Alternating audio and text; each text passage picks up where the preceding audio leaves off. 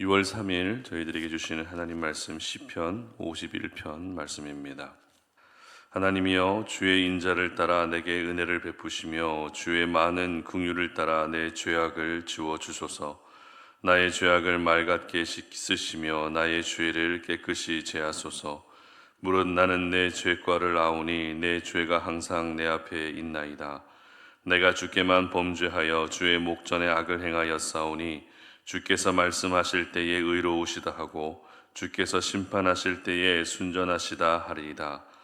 내가 죄악 중에서 출생하였으며 어머니가 죄 중에서 나를 잉태하였나이다. 보소서, 주께서는 중심이 진실함을 원하시오니 내게 지혜를 은밀히 가르치시리이다. 우슬초로 나를 정결하게 하소서. 내가 정하리이다. 나의 죄를 씻어주소서. 내가 눈보다 희리이다. 내게 즐겁고 기쁜 소리를 들려주시사 주께서 꺾으신 뼈들도 즐거워하게 하소서. 주의 얼굴을 내 죄에서 돌이키시고 내 모든 죄악을 지워주소서. 하나님이여, 내 속에 정한 마음을 창조하시고 내 안에 정직한 영을 새롭게 하소서. 나를 주 앞에서 쫓아내지 마시며 주의 성령을 내게서 거두지 마소서. 주의 구원의 즐거움을 내게 회복시켜 주시고 자원하는 심령을 주사 나를 붙드소서.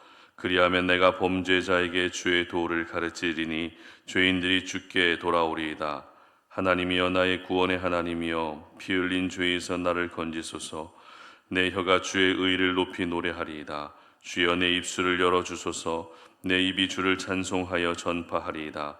주께서는 제사를 기뻐하지 아니하시나니 그렇지 아니하면 내가 드렸을 것이라. 주는 번제를 기뻐하지 아니하시나이다. 하나님께서 구하시는 제사는 상한 심령이라. 하나님이여, 상하고 통회하는 마음을 주께서 멸시하지 아니하시리이다. 주의 은택으로 시온의 선을 행하시고 예루살렘 성을 쌓으소서. 그때에 주께서 의로운 제사와 번제와 온전한 번제를 기뻐하시리니 그때에 그들이 수소를 주의 제단에 드리리이다. 아멘. 상한 심령의 제사를 드리라 라는 제목으로 오늘 아침 말씀 전합니다.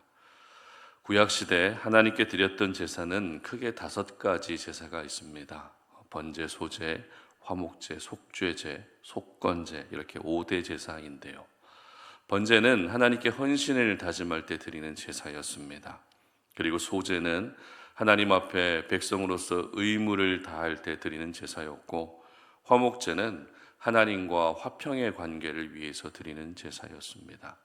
그리고 속죄제는 속죄를 위한 제사, 그리고 속건제는 이웃에게 피해를 끼쳤을 때 드리는 제사였습니다. 이처럼 각각의 제사마다 드리는 목적이 분명히 있었습니다. 그런데 이러한 제사의 분류는 형식과 방법, 그리고 목적에 따른 분류일 뿐입니다. 이것을 바꾸어 말하면 제사를 분류할 때 이보다 더 넓은 의미와 기준으로 제사가 또 분류될 수 있다는 말이기도 합니다. 지난 금요일 새벽에 우리가 시편 50편을 살펴보면서는 감사의 제사를 드려야 된다라고 묵상했습니다. 그런데 오늘 시편 51편을 묵상하면서는 또 다른 제사가 언급되고 있습니다. 바로 상한 심령의 제사입니다. 시편 51편은 전체 시편 가운데에서 대표적인 참회시로 분류가 되고 있습니다. 저자는 다윗이죠. 특별히 다윗은 자신의 인생에서 가장 애통해하며 회개했을 때가 있었는데 그때가 언제입니까? 밧세바를 범하고 나서 하나님으로부터 책망을 들었을 때였습니다.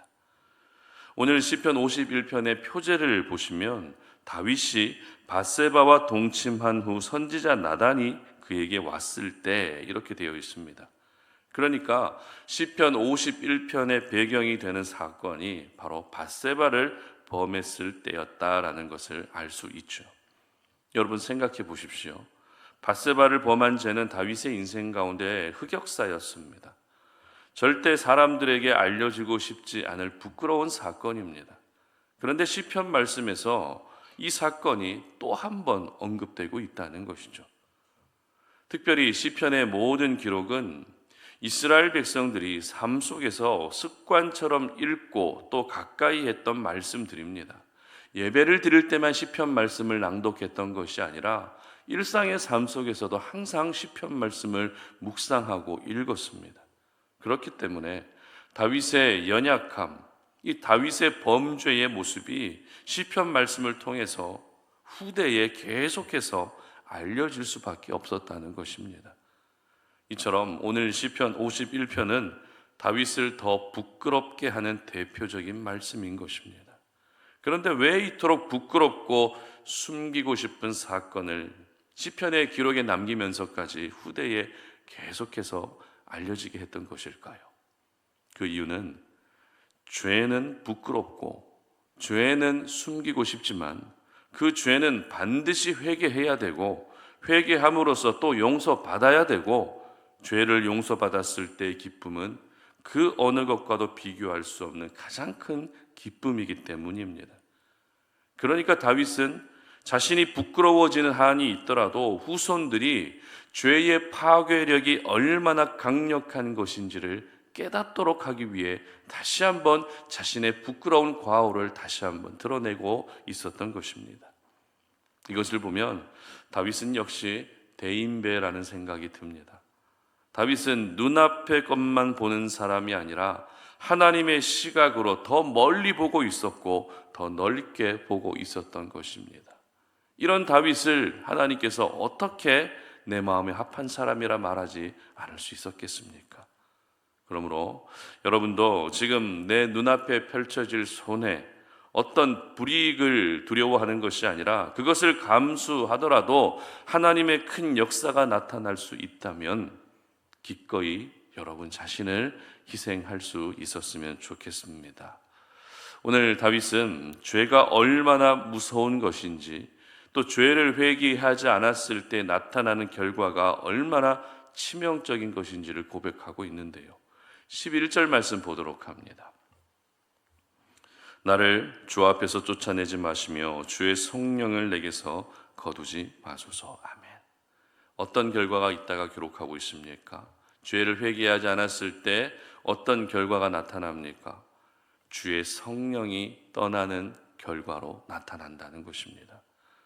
다윗은 밧세바를 범한 죄 때문에 가장 두려워질 수밖에 없었던 것은 성령이 자신에게서 떠나게 될 것을 두려워하고 있었습니다.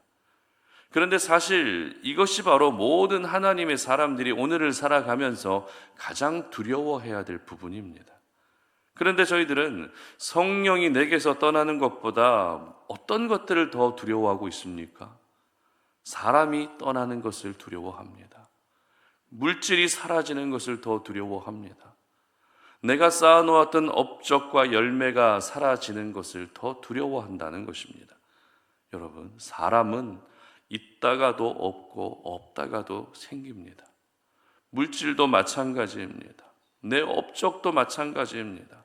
하지만 성령이 떠나시게 되면 그때부터 저주받은 인생이 시작되고 마는 것입니다. 그러므로 여러분도 내게서 성령이 떠나지 않기를 기도하시고 성령이 내게서 떠나지 않도록 항상 죄를 회개할 수 있었으면 좋겠습니다. 내게서 성령이 떠나시는 것만큼 큰 두려움은 없다라는 것을 기억할 수 있었으면 좋겠습니다. 그리고 계속해서 다윗은 죄를 회개하지 않았을 때 나타나는 또 다른 결과를 고백합니다. 12절 함께 보도록 합니다. 주의 구원의 즐거움을 내게 회복시켜 주시고 자원하는 심령을 주사 나를 붙드소서. 아멘. 바로 구원의 즐거움, 구원의 기쁨이 사라지게 된다는 것입니다. 여러분, 하나님이 우리에게 주신 구원은 최고의 선물이죠. 그렇기 때문에 이 구원의 감격을 가지고 살게 되면 지금 내가 겪고 있는 인생의 슬픔과 고통은 아무것도 아닙니다. 속담 중에 새 발의 피라는 속담이 있습니다.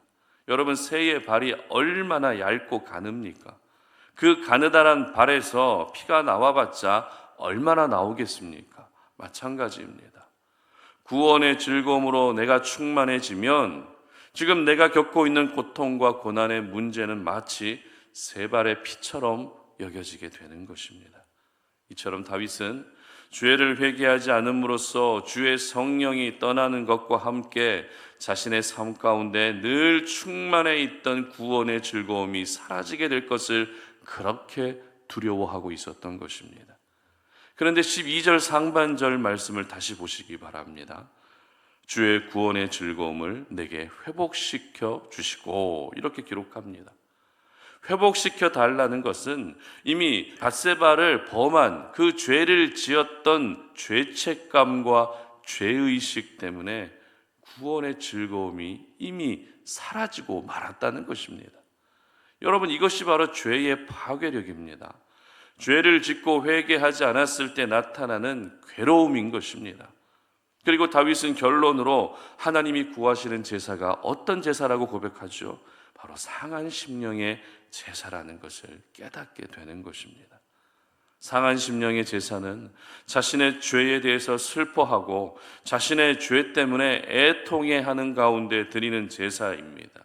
결국 제사, 이 예배라고 하는 것은 죄를 고백하고 죄를 용서받고 죄에서 자유케 되어지는 가장 거룩한 통로인 것입니다. 바로 이렇게 상한 심령으로 드리는 제사가 19절 말씀에서 기록하고 있는 것처럼 온전한 제사이고 의로운 제사인 것입니다. 그러므로 오늘 저희들은 다윗이 고백한 상한 심령의 제사를 다시 회복할 수 있어야 됩니다. 아무 기대와 감동 없이 의례들에 왔던 그런 예배의 습관을 지우고 예배의 자리에 나올 때마다 상한 심령의 제사를 드릴 수 있어야 하는 것입니다.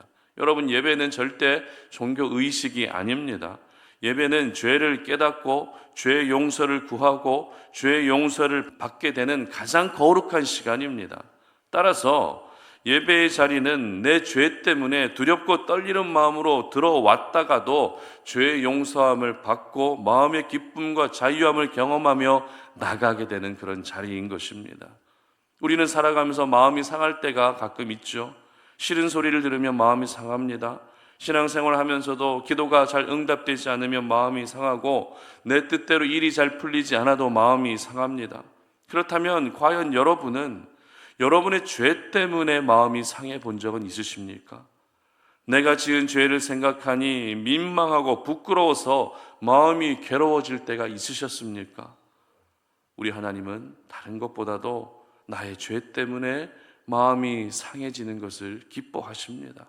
왜냐하면 죄 때문에 마음이 상해야 그 죄를 용서받기 위해 하나님께 엎드리게 되고 애통해 할 수 있기 때문입니다. 그러므로 여러분이 하나님께 올려드리는 모든 제사, 모든 예배가 상한 심령으로 드리는 제사가 되게 하시기를 바랍니다. 예배의 자리에 나올 때마다 죄로 인한 슬픔을 가지고 하나님 앞에 나올 수 있었으면 좋겠습니다. 그래서 그 죄를 용서해 주시는 하나님의 은혜가 여러분이 드리는 모든 예배의 자리에 충만하게 임할 수 있기를 주님의 이름으로 축복합니다. 함께 기도하겠습니다. 살아계신 하나님, 오늘 우리가 이 새벽에 올라와 주님 앞에 기도하며 내가 지은 그 죄악들을 돌아보고 마음이 상한 가운데 하나님의 은혜를 구합니다. 이 죄의 문제가 결코 해결되지 않고서는 살아계신 하나님을 더 깊이 경험할 수 없는 줄 믿습니다.